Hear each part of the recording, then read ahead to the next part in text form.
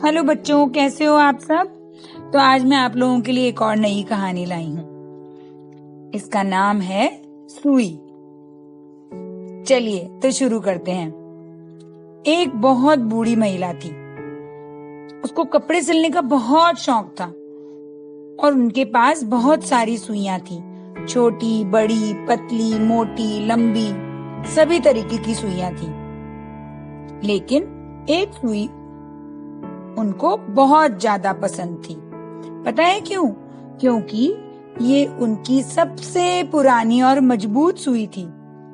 साथ ही यह पतली और लंबी भी थी, इसलिए हाथों में आसानी से आ जाती थी और आसानी से वो कपड़े सिए लिया करती थी।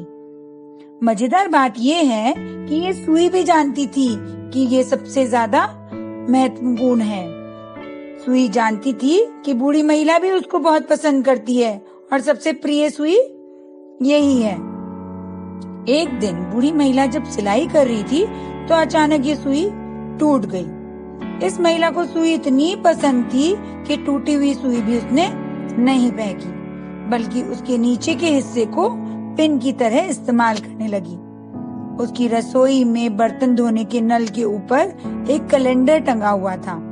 महिला ने उस सुई को उस कैलेंडर में लटकाकर कुछ कागज वहां लगा दिए। इन कागजों पर वह अपने खर्चे का हिसाब लिखा करती थी।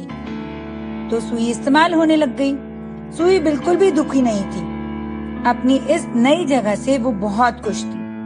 पहले वो डब्बे में बंद रहती थी और बाहर की दुनिया नहीं देखती थी, लेकिन अब वह दीवार पर टंगी हुई सब कुछ चीजें देख पा रही थी। वह बहुत खुश थी। उसे पहले से ऊंची जगह मिल गई थी। एक दिन बूढ़ी महिला एक कागज निकाल रही थी। अचानक सुई उसके हाथ से गिरी और नाली में चली गई। नाली में ढेर सारा पानी था। उसमें सुई तेजी से बहने लगी।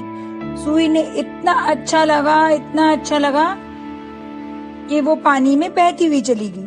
हमेशा एक ही जगह रहने पर सुई अब और आजाद महसूस कर रही थी, इसलिए वे अब पहले से भी ज्यादा खुश थी।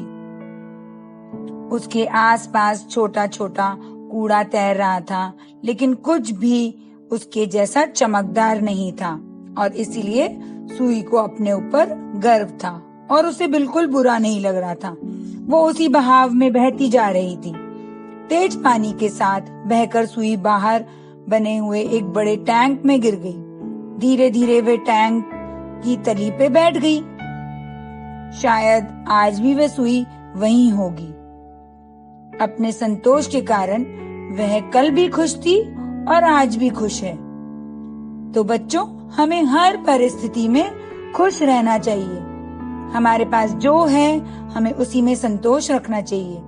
हर परिस्थिति में खुश रहकर रह पाना थोड़ा मुश्किल है, पर ये जरूरी नहीं कि आप इसमें बुरा मनाएं और दुखी हों, लेकिन ऐसा हो सकता है। सच मानिए, ऐसा जरूर हो सकता है।